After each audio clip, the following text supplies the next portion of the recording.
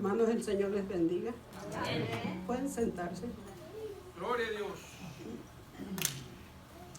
Doy gracias al Señor en esta noche por el privilegio que Él me da de poder estar un día más en este lugar. Amén. Ya nos hemos gozado, ¿verdad? A través de la alabanza. Pero ahora vamos a seguirnos gozando a través de la enseñanza. Esta noche vamos a estar viendo una enseñanza bonita. Está hermosa. Vamos a entrar a la unidad número 2. Ya terminamos con la unidad número 1, donde estuvimos viendo la vida de Job. Job, una vida íntegra. Enseñanzas hermosas que estuvimos viendo, ¿verdad? Yo creo que todos y cada uno de nosotros pudimos aprender mucho acerca de la vida de Job. Y creo que cada vez que nosotros, hermanos, volvemos a leer estas historias, estas enseñanzas, aprendemos nuevas cosas y seguimos, o sea que nunca terminamos de aprender, nunca, porque la palabra cada vez es viva y eficaz, y cada vez que nosotros la escudriñamos y leemos, vamos descubriendo y decimos, oh, pero si esto yo ya lo había leído, pero no lo había entendido, y cómo el Espíritu Santo se va encargando de mostrarnos lo que Él quiere que sepamos, ¿verdad? Vamos a entrar a la unidad número 2, es el Hijo de Dios en el Evangelio de Juan. Y el tema de esta noche es el Hijo encarnado. Nuestra verdad central dice, Jesucristo es digno de recibir nuestra adoración. Nuestro versículo clave se encuentra en Juan 1:14. En ese capítulo vamos a estar en el capítulo número 1 del libro de Juan. Ahí va a estar basada nuestra enseñanza. Y dice, y aquel verbo fue hecho carne y habitó entre nosotros, y vimos su gloria, gloria como del unigénito del Padre, lleno de gracia y de verdad. Vamos a estar tocando 3 puntos bastante interesantes. Yo creo que todo lo que tenga que ver con la palabra de Dios es interesante para nosotros. Debe de ser interesante. El punto número 1 es la palabra y el testimonio. El punto número 2, respuestas a la luz. Y el punto número 3, la encarnación del verbo. Cada uno de los evangelios tiene su perspectiva desde la cual presenta la vida y el ministerio de Jesús. Podemos ver que Mateo describe a Jesús como el rey mesiánico, ¿verdad?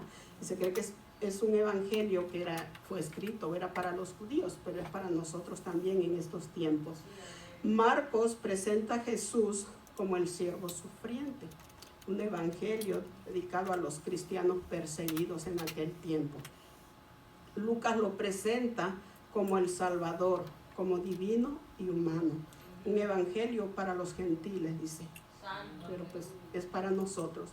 Estos 3 evangelios se conocen como los evangelios sinópticos, dice, son los cuales presentan muchas de las mismas historias y dichos de Cristo. Pero Juan va mucho más allá de estos 3 evangelios. Dice, porque él hace una descripción única del Salvador. Juan destaca la naturaleza eterna y la exclusividad de Jesús por ser el Hijo de Dios. O sea que Juan no se limitó.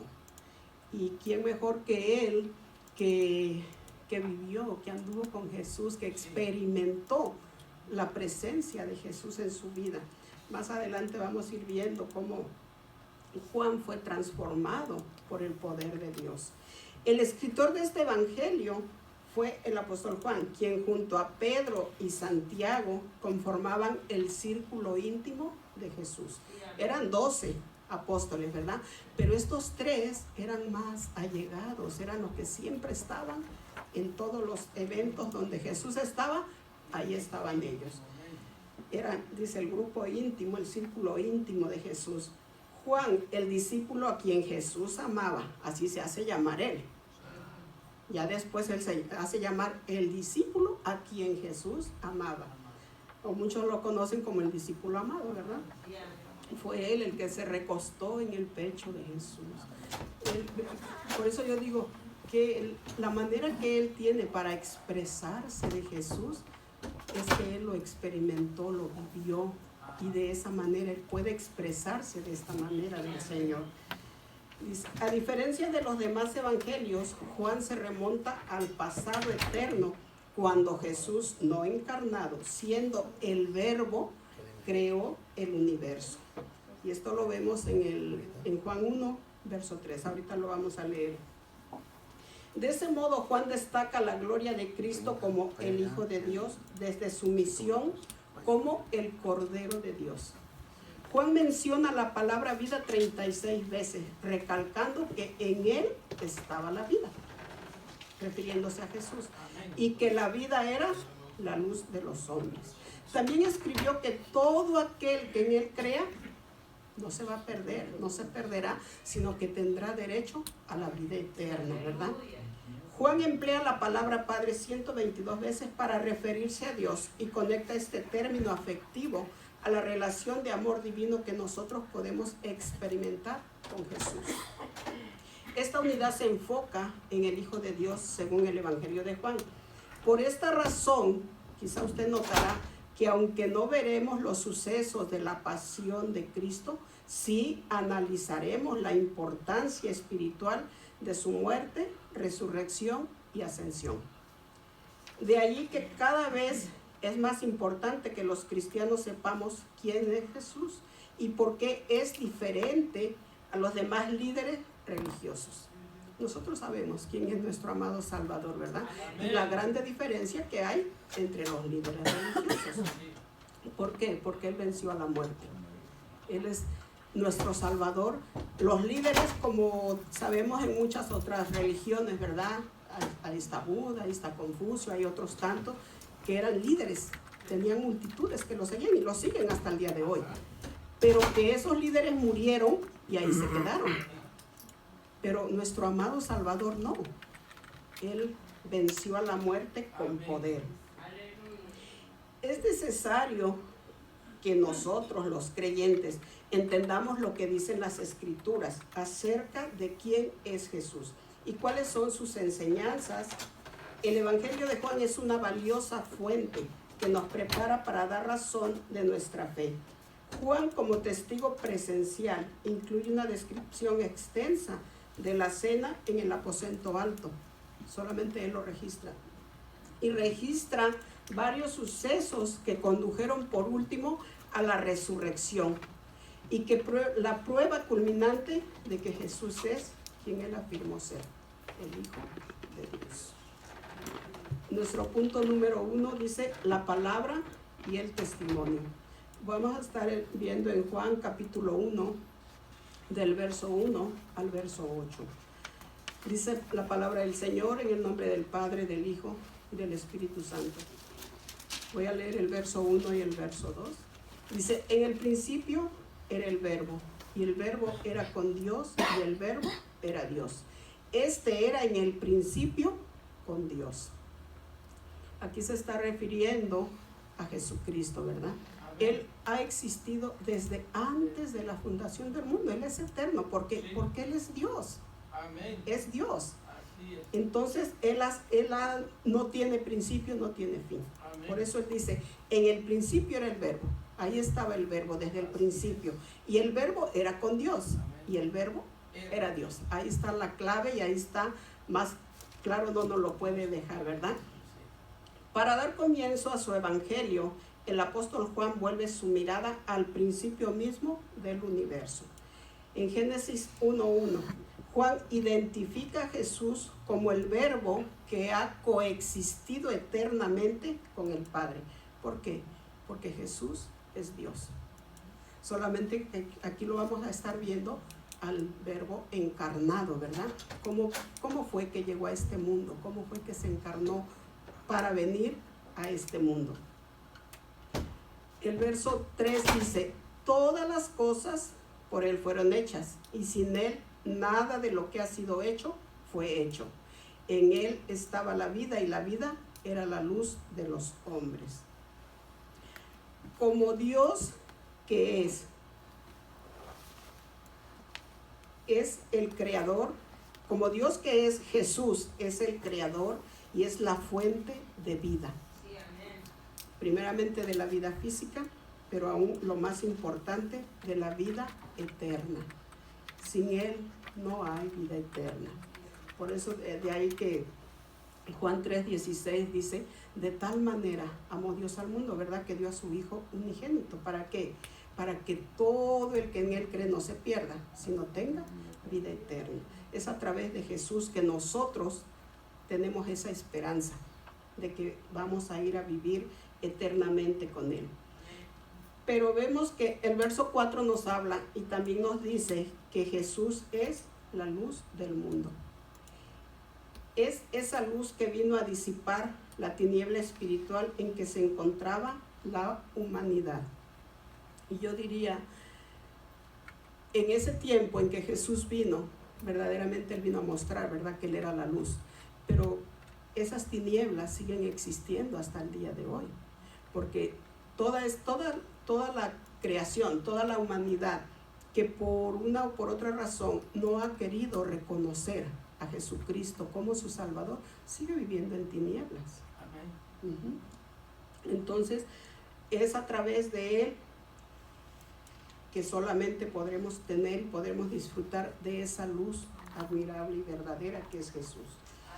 Por medio de Él, por medio de Jesús, aprendemos todo lo que necesitamos saber respecto a las verdades acerca de Dios y las realidades espirituales.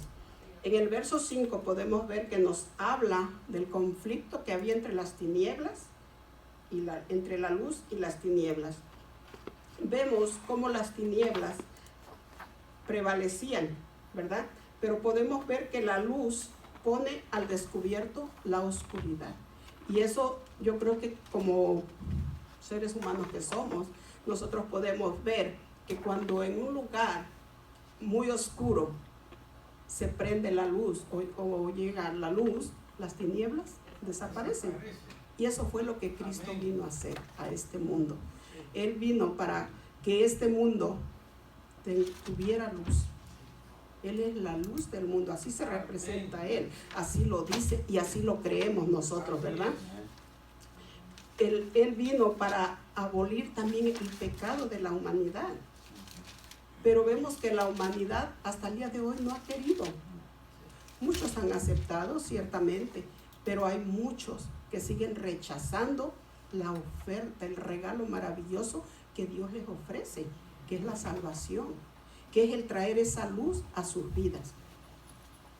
Muchos rechazan a Dios y sus caminos, pero como podemos ver, esta luz, aunque los seres humanos no la entiendan o no la comprendan, no es vencida ni apagada por las tinieblas del mundo. ¿Por qué? Porque Él es la luz verdadera. Es una luz que no se extingue, es una luz permanente, ¿sí? Por eso dice que todo aquel que viene a Él, que le recibe como su Salvador, dice, no andará más en tinieblas, sino que andará en la luz verdadera, que es Jesús. En todo su evangelio, Juan revela que los seres humanos no comprendieron lo que el Señor les estaba anunciando y se opusieron a Él. Recordemos que el trabajo de Satanás es ese, mantener la mente del ser humano cegada, ¿verdad? A él no le conviene que el ser humano reciba esa luz, que el ser humano abra su corazón, acepte a Jesús. ¿Por qué? Porque al aceptar a Jesús, esa luz entra en el ser humano y es transformado, es cambiado, pasa de tinieblas a la luz admirable. Pero el trabajo del enemigo es ese, mantener la mente humana cegada, para que no conozcan a la luz verdadera.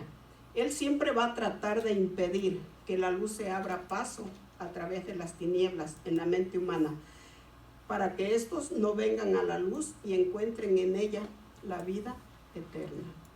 Pero creo que el propósito de Dios al enviar a su Hijo, Él no quiere que ningún ser humano se pierda, Él no quiere que ningún ser humano perezca, pero es el propio ser humano el que toma su decisión. Por algo Dios nos dio libertad de elegir, ¿verdad? Él dice, pongo delante de ti el bien y el mal, elige tú. Bueno, entonces ya depende de nosotros qué elegimos. Si queremos vida eterna o queremos muerte eterna. Pero el Señor no quiere la perdición del ser humano. Él nos ama tanto. Yo creo que somos lo más valioso para Dios. Dice que somos la corona de su creación, el ser humano. ¿Por qué? Porque hemos sido creados a su imagen y semejanza. Entonces, ¿cómo no va a amarnos? No hay nada que nosotros podamos hacer para que Dios nos ame, pero tampoco hay nada que podamos hacer para que Él deje de amarnos. Él nos ama, aún con todas nuestras imperfecciones y defectos, porque no somos perfectos. Eso debemos de reconocerlo, ¿verdad? Somos seres imperfectos, pero con todo y nuestras imperfecciones, Él nos ama. Y nos ama tanto, tanto, que vino a morir en una cruz por nuestros pecados. Vino a pagar por algo que Él no debía, pero Él pagó. Y lo hizo por el grande amor que Él tiene hacia nosotros. El versículo 6 dice: hubo un hombre enviado de Dios, el cual se llamaba Juan. Este vino por testimonio, para que diese testimonio de la luz, a fin de que todos creyesen por él. No era él la luz, sino para que diese testimonio de la luz. Aquí el apóstol está haciendo referencia a Juan el Bautista, ¿verdad? Quien fue precursor de Jesús, o sea, fue antecesor. Él vino antes, dice, a preparar el camino. Después de describir a Jesús como el Verbo eterno, Juan habla de la venida de Jesús a este mundo. Pero antes de que Jesús naciera, Dios envió a un hombre para que fuera su precursor. Dios levantó a este hombre como testigo de la luz que vendría al mundo. De esta manera, el apóstol Juan nos presenta a otro hombre, a Juan el Bautista, cuyo trabajo o ministerio fue preparar el camino para que cada hombre y mujer creyeran en Jesús como la luz del mundo. Ese fue su trabajo de Juan. Y así lo exponía él, así lo predicaba cuando le decían: tú eres el... No, yo no soy. Yo solamente estoy preparando, ¿verdad? Pero el que viene tras de mí, decía él, yo no soy digno ni de desatar la correa de su calzado. Él todo el tiempo exaltó a Jesús. Dice: Dios envió a Juan el Bautista. Dios Padre envió a Jesús el Hijo. Y Jesús envía a sus discípulos. Es una acción de enviar, ¿verdad? Jesús envió a sus discípulos dándoles una orden y les dice: id por todo el mundo y predicad el evangelio a toda criatura. No es solamente a unos cuantos, no es solamente a los que te caigan bien o a los que sean buenos o a los que te traten bien. No, la orden es a toda criatura. Y después el siguiente versículo dice: el que creyere y fuere bautizado será salvo, el que no creyere será condenado. Entonces es lo que le digo, por eso Dios nos dio libertad de elegir. Somos libres de elegir y de escoger qué queremos para nuestra vida. O aceptamos ese regalo maravilloso o rechazamos. Pero ya sabemos qué trae cada una de las decisiones que nosotros tomamos, ¿verdad? Lo importante sería ver, dice, esta acción de enviar tiene el propósito del cumplimiento del plan divino de salvación. Como les decía, el Señor Jesús, antes de ascender a los cielos, fue el mandato que Él dejó a sus discípulos. Pero ese mandato es para nosotros, la iglesia de hoy en día, y seguirá siendo para los que continúen después de nosotros, ¿verdad? ¿De qué? De ir por todo el mundo compartiendo las nuevas de salvación, predicando ese evangelio que trae paz, que trae gozo, que trae esa promesa maravillosa de vida eterna. Esa es la labor de nosotros como creyentes, de nosotros que hemos aceptado ese regalo maravilloso. Por eso dice: dar de gracia lo que de gracia recibiste. Amén. Por la gracia y la misericordia de Dios nosotros recibimos esa salvación regalada, no nos costó nada. El precio fue pagado allá en la cruz por nuestro Jesús. Entonces esa es la misión que se le ha dado a cada creyente, de compartir ese evangelio. ¿Para qué? Para que el plan de salvación, el plan divino se cumpla. vemos y estamos viviendo, hermanos, cada día yo digo, por todos lados usted escucha, y aún en la propia televisión, si usted ve noticias, va a haber tiempos finales, el fin se acerca, tiempos proféticos, apocalípticos y todo. Pero la gente no se arrepiente, la gente no se humilla delante de Dios, solamente hablamos y decimos, pero no actuamos. Y eso no es lo que Dios quiere. Lo que Dios desea y lo que Él quiere es que el ser humano verdaderamente se humille delante de Él, abra su corazón y le reciba como su Salvador, porque para eso Él vino a este mundo. Ese fue el propósito de Dios al enviar, al hacerse carne y venir Él mismo a este mundo en figura humana. Dice, cuando la luz del glorioso evangelio de Jesucristo resplandece en los corazones que viven en oscuridad por el pecado y las personas responden con fe, esta fe en Jesús trae consigo el perdón y un nuevo nacimiento espiritual. Usted y yo como cristianos hemos sido llamados a ser testigos de que Jesús es la luz.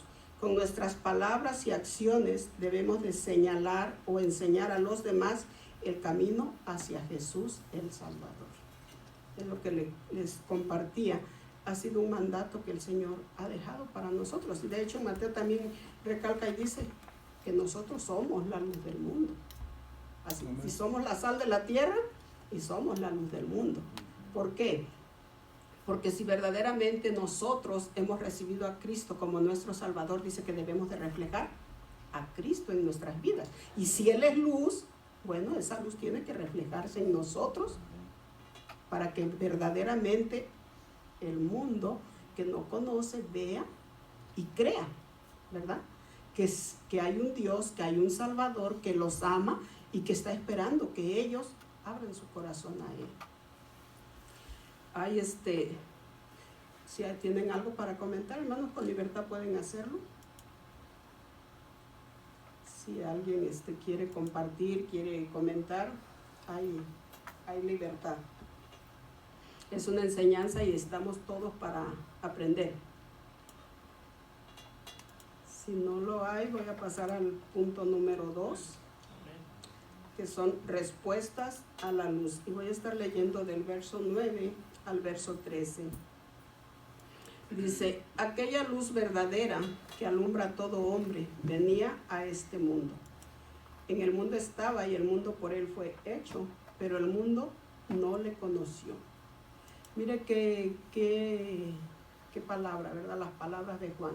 Digo, nadie mejor que Juan para conocer lo que había sucedido en el tiempo que Jesús estuvo en la tierra. ¿Por qué? Porque durante todo el ministerio de Jesús, ellos anduvieron con Él. Ellos fueron testigos presenciales. Les tocó vivir, les tocó ver las maravillas que Él hacía, los milagros, todo lo que Él hizo. ¿Por qué? Porque ellos caminaban con Él diariamente. Yo luego digo, ay Señor, debe de haber sido hermoso vivir esa experiencia, ¿verdad? Pero creo que ahora nosotros también podemos experimentar eso mismo a través del Espíritu Santo, siempre y cuando nosotros dispongamos nuestro corazón y le digamos, Señor, no me tocó vivir contigo en ese tiempo, no pude experimentar lo que Mateo, Juan y todos los demás experimentaron, pero te puedo sentir a través del Santo Espíritu en mi corazón. Aleluya. Dice, aquí vemos cómo Juan vuelve su atención a la luz verdadera. Esa luz sobre la cual Juan el Bautista daba testimonio. Jesús es la luz. Él es quien ilumina espiritualmente a los seres humanos. Y el deseo de Dios es que todos los seres humanos vengan o reciban por medio de la fe a esta luz verdadera que es Jesucristo. Que lo reciban como su Salvador. ¿Por qué? Porque en ningún otro hay salvación. Solamente en Él.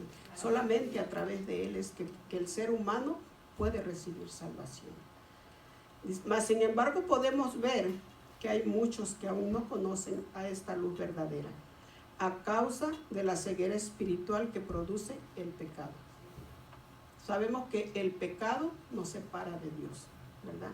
Y cuando el ser humano no quiere reconocer que es un pecador, no quiere humillarse delante de Dios y pedirle al Señor y decirle, oh Señor, te necesito tanto, porque hermanos, todo ser humano necesita de Dios.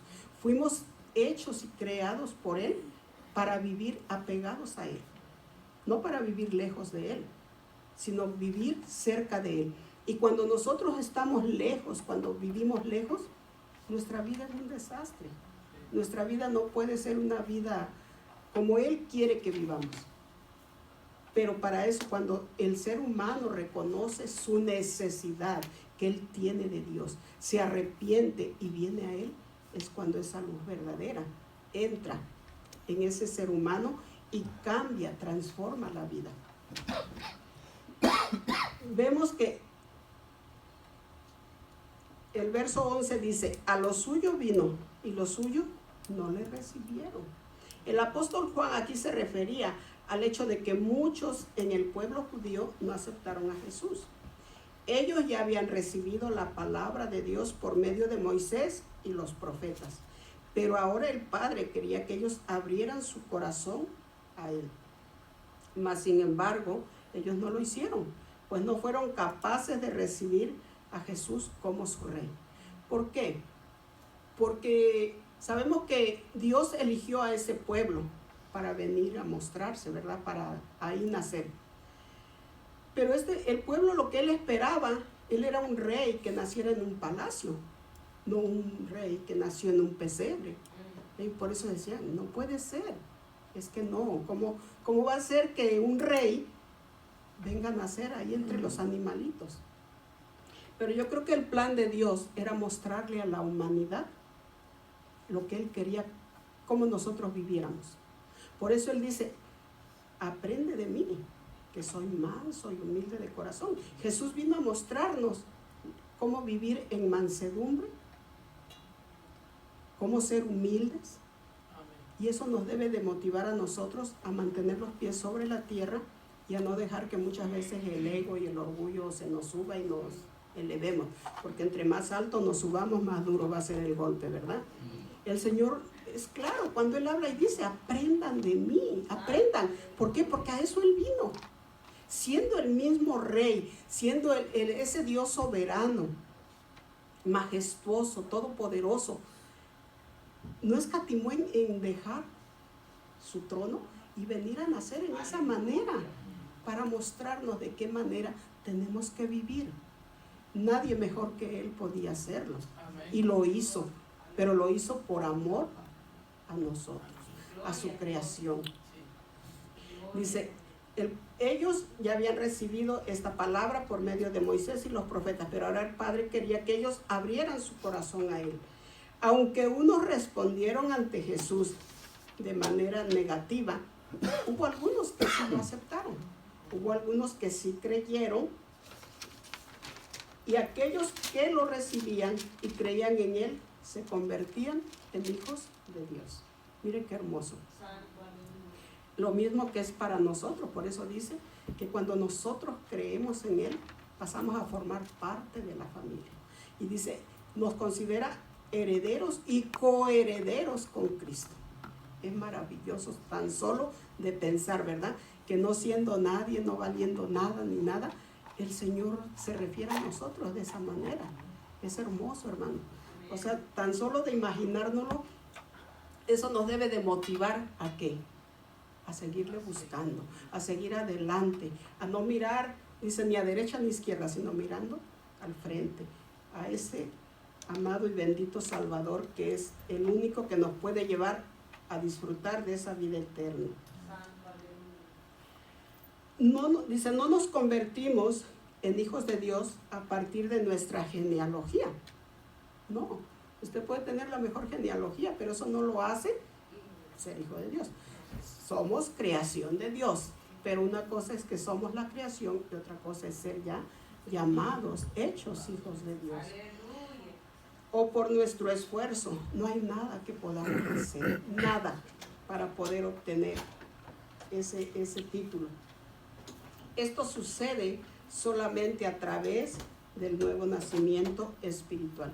¿Cómo es ese nuevo nacimiento? Bueno, cuando aceptamos a Cristo, cuando creemos por fe en Él, porque es por la fe que nosotros creemos, ¿verdad? Nadie lo ha visto, pero por la fe creemos en que hay un Dios, creemos en que Jesús es el Hijo de Dios, creemos en el Espíritu Santo, pero es a través de la fe solamente. No hay nada, dice, que podamos hacer para salvarnos a nosotros mismos. La salvación solo se recibe al creer en Jesús.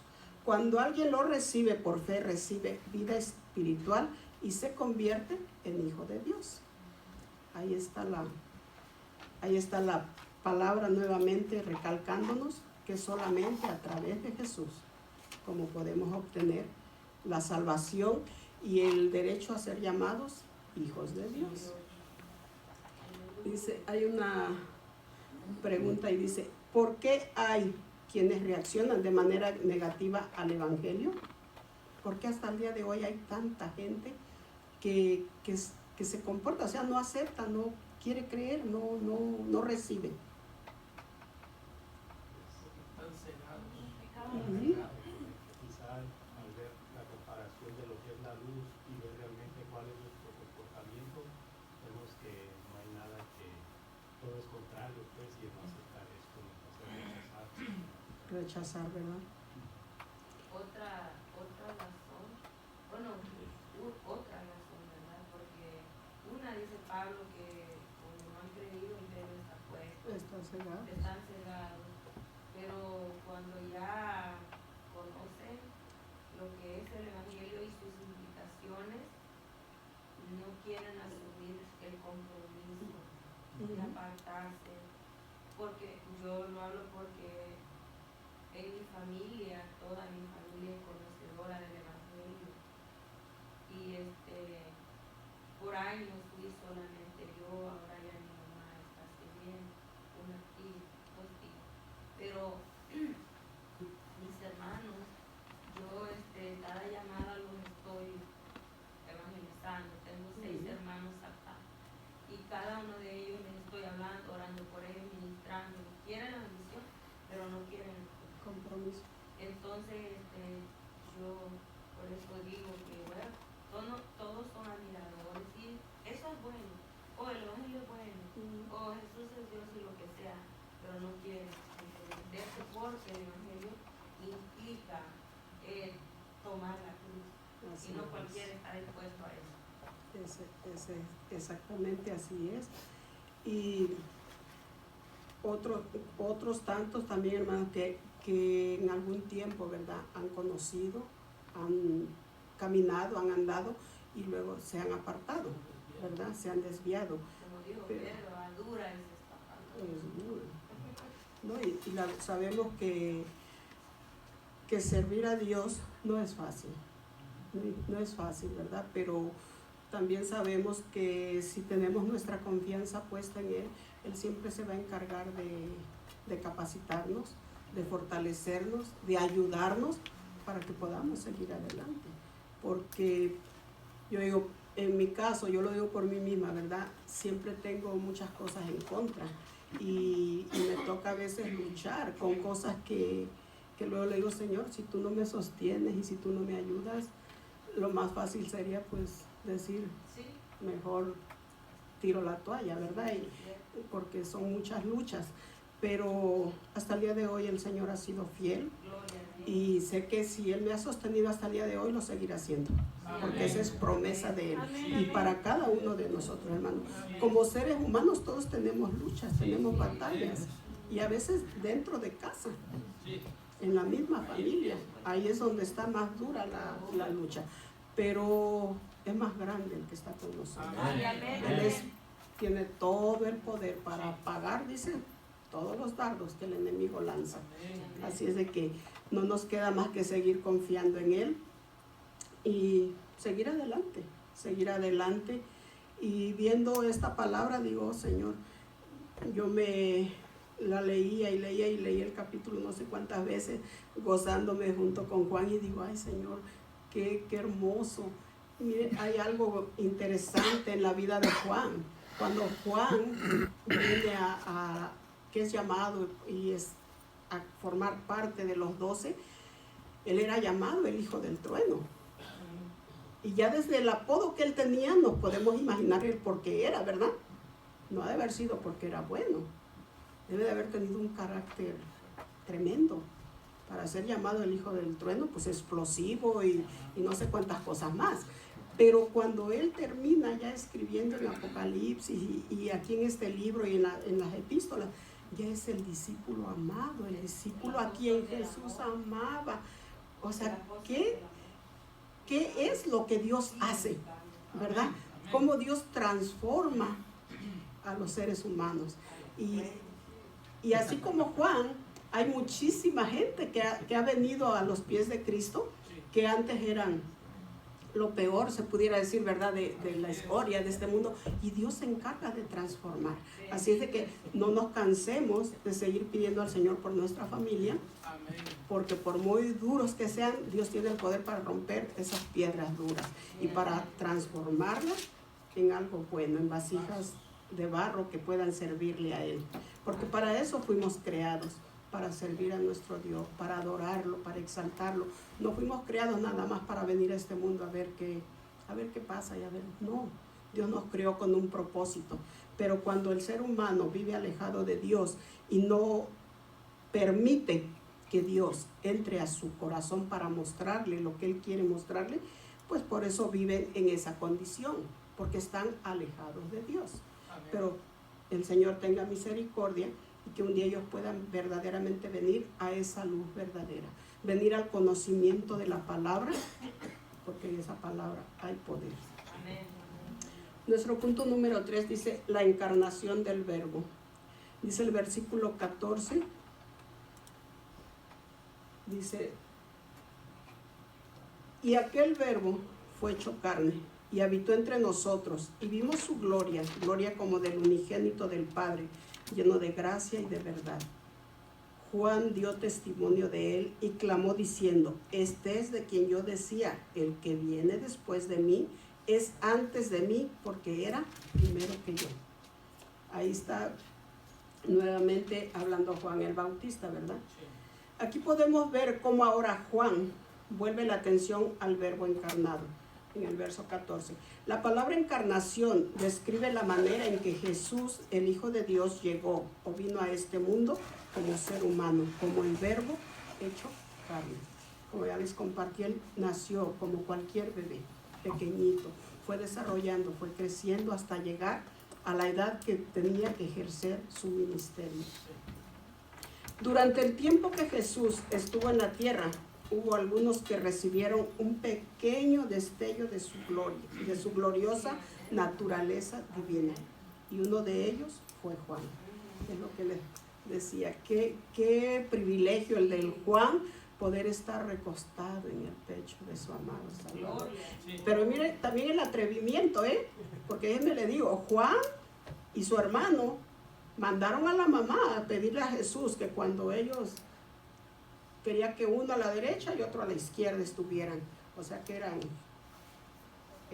avariciosos, querían estar al lado del maestro, y el Señor le dice, no sabes lo que pides, ¿acaso puedes tomar de la copa que yo voy a tomar? Él decía, sí puedo, pero es que no sabían realmente de lo que Jesús hablaba, solamente el Padre sabía de lo que él estaba hablando. Hermana, cuando hablamos ahí de que, bueno, en mi forma de pensar, cuando hablamos de que Juan se recostaba en el pecho del maestro, es que esto implica relación, Intimidad, esto implica esa confianza. Qué Bonito. bonito, porque nadie puede tener la confianza de recostar su cabeza en un extraño. Se cree que él era el más joven de los discípulos y probablemente en su cansancio, cuando él andaba cansado, ¿verdad? Se recostaba en sus descansos que tenía, se recostaba En el pecho del maestro. ¿Quién sabe y si es- Jesús le decía, ven Juan, ven acá? O simplemente él iba. Sí, Y hasta esto despertaba celos entre los demás. Sí, es que es algo bien bonito, cuando uno tiene una intimidad de amistad, incluso de hermana a hermana, Que hay esa No confianza, a cualquier ¿verdad? Esa, hermana se puede ir uno y recostarse en su pecho. Sin embargo, hay en algunas hermanas que, las que están oyendo no me van a mentir, que hay algunas hermanas que ellas les confían tanto que se pueden hasta recostar en ellas y tener ese acercamiento sin ningún reserva. ajá, Y esta era la clase de amistad que tenía Juan con Jesús. tenía la confianza de poder Era, hacerlo y que Jesús no lo rechazaba, Jesús lo aceptaba, ¿verdad? sí, Pero yo creo que Jesús hasta el día de hoy sigue teniendo ese mismo amor para cada uno de sus hijos. Y si nosotros queremos experimentar, quizá no va a ser físico, ¿verdad? El recostarnos, pero sí podemos descansar en sus brazos. Cuando venimos, por eso Él dice, cuando estamos atribulados, cuando estamos llenos de cosas, de problemas, dice, venid a mí, todos los que están trabajados y cargados, todos. Él no hace excepción, que yo os haré descansar, es una promesa. Él llamaba a Juan. Quizás sí, ¿verdad? Él lo llamaba para que se fuera a estar con él. Descanse en mí, gloria a Dios. Debe de haber sido hermoso, maravilloso esa experiencia que estos varones vivieron, ¿verdad? El estar cerca del Salvador, del Creador del universo, de ese Dios soberano. Jesús vino a este mundo como Dios con nosotros y vino para revelarnos la gracia y la verdad divinas. Juan afirma de nuevo la divinidad de Jesús diciendo de él que es el unigénito del Padre. Juan lo dice con toda claridad, con toda seguridad, él lo afirma, lo dice sin dudar, sin titubear, que Jesús es plenamente Dios y plenamente hombre. Así lo declara él, ¿verdad? Jesús es mucho más que un gran maestro o profeta. De hecho, Él es Dios con nosotros. Y esto lo encontramos en Mateo 1:23. Jesús es la imagen misma de Dios y de su naturaleza, porque Él es Dios mismo. Y así lo afirma y lo dice Hebreos 1:3. Todo lo que Jesús hace, lo hace con gracia. Todo lo que Él dice es la verdad. Así que si usted y yo queremos conocer cómo es Dios, solo tenemos que mirar a Jesús. Queremos conocer realmente cómo es Dios, veamos a Jesús, porque Él vino a mostrarlo. Él vino a que el mundo conociera. A Dios nadie lo ha visto, ¿verdad? Pero Él dice, el que me ha visto a mí, ha visto al Padre. Entonces, más claro no nos lo puede dejar. Dice el versículo 15, Juan dio testimonio de él y clamó diciendo, este es de quien yo decía, el que viene después de mí es antes de mí, porque era primero que yo. O sea que Él ha existido siempre. Él no es de que vino a partir de que nació ya, no. Él ha sido y será eterno. Es el mismo Dios eterno en el cual usted y yo creemos y confiamos. Juan reafirma de nuevo la preeminencia de Jesús sobre Juan el Bautista en cuanto a su misión. La misión de Juan el Bautista era señalar a Jesús, identificándolo como el Mesías, cuya venida había sido anunciada en la ley y en los profetas. Juan el Bautista era un siervo que cumpliría su misión y saldría de la escena. Y cumplió su misión y así fue. Salió de la escena, murió. Y no se habló más de él, ¿verdad? Pero mientras que Jesús tomaría el papel protagónico en esta historia. Aleluya. Por eso Juan el Bautista dice, en Juan 3:30 dice, es necesario que Él crezca, pero que yo mengue. Así se refería a Él, hablando de Jesús. A través de Jesús, Dios derrama continuamente los dones de su gracia. Las bendiciones y las misericordias fluyen en la vida de aquellos que creen en Jesús. Dice el verso 17, el verso 16, porque de su plenitud tomamos todos y gracia sobre gracia. Pues la ley por medio de Moisés fue dada, pero la gracia y la verdad vinieron por medio de Jesucristo. Mientras que la ley dada por medio de Moisés era un don de Dios, Jesús es la expresión plena de la gracia y la verdad de Dios a todos los seres humanos. Él es la expresión más grande que puede haber de la gracia y la verdad de Dios para todos los seres humanos. Aunque la ley encarnaba lo que es santo, justo y bueno, no podía hacer lo que solo Jesús podía hacer, que es salvarnos. Jesús vino para establecer el nuevo pacto de redención, purificación y vida eterna. Dice el verso 18, a Dios nadie le vio jamás. El unigénito Hijo que está en el seno del Padre, Él le ha dado a conocer. De ahí que por eso le digo, ¿queremos conocer cómo es Dios? Miremos a Jesús y vamos a ver cómo realmente es Dios. Un Dios amoroso, un Dios que nos ama, que paciente, porque tiene paciencia para con nosotros. No queriendo, dice, que nadie se pierda. Él sigue esperando a que el ser humano vuelva a su mirada a Él. A que el que se ha desviado vuelva al camino, regrese. Ese es nuestro Dios. Para concluir, el verso 18 hace alusión de lo que se había dicho en el verso 1. Primero señala que nadie ha visto jamás a plenitud la esencia o la naturaleza de Dios. Aunque algunos hayan visto a Dios en una teofanía, en una visión, en un sueño, dice, solo en Jesús se revela la naturaleza del Padre, tal cual Él es, ¿verdad?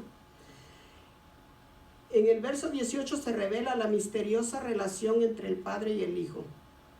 Dice el verso 18, a Dios nadie le vio jamás. El unigénito Hijo que está en el seno del Padre, Él le ha dado a conocer. Tratar de comprender a nuestro Dios eterno, que se revela a sí mismo en tres personas como la Trinidad o el Dios Trino, puede llegar a ser quizá una labor abrumadora o sobrecogedora. De hecho, hablando humanamente, no es posible. No es posible. Y realmente a veces quizá nuestra mente se quede corta, ¿verdad? Y hay muchas cosas que no alcanzamos a entender. ¿Por qué? Porque así nuestra mente es finita. Y la grandeza de Dios es algo que no se puede describir. Es más fácil captar o entender la realidad de que Dios ama a todos los seres humanos y que envió a su Hijo para que viviera como humano, revelando así su gracia y su verdad. Vemos que en Juan 8:32 dice, y conoceréis la verdad, y la verdad os hará libres. ¿De qué verdad hablaba? Ahí mismo en Juan 14:6 Jesús responde y le dice, Jesús le dijo, yo soy el camino, la verdad y la vida, y nadie podrá ir al Padre sino por medio de Él. O sea que Él mismo responde las preguntas. Dice, la gracia significa que podemos ser salvos de nuestros pecados y la verdad es la que nos hace libres para vivir como hijos de Dios. La manera en que Juan se expresa de Jesús presentándonoslo como el Verbo encarnado, como el Dios Trino hecho humano, es maravillosa. Y creo que quizá haya cosas que como humanos nos cueste trabajo entender, pero hay algo que es muy importante y que es real, y esto es que si nosotros queremos conocer y saber realmente cómo es Dios, solamente tenemos que mirar a Jesús, pues Él es Dios. Aleluya. Y nunca olvidemos que como el Verbo encarnado que es, como el único Dios verdadero, nuestro Señor Jesucristo es digno de recibir toda nuestra adoración. Aleluya. Esa ha sido mi enseñanza en esta noche. Yo espero que sea de bendición para cada uno de ustedes, como lo ha sido para mí. Y que sigamos adelante, hermanos, que no miremos atrás. El Señor nos puso ojos acá adelante porque Él quiere que miremos para adelante, ¿verdad? Si hubiese querido que miráramos atrás, no los habría puesto acá atrás. Pero si Él nos dio los ojos acá enfrente es porque Él quiere que continuemos siempre mirando hacia adelante. Mirando, dice, al blanco perfecto, que es Cristo, el cual no falla. El ser humano puede fallar, pero Él no. Él es fiel. El Señor les bendiga.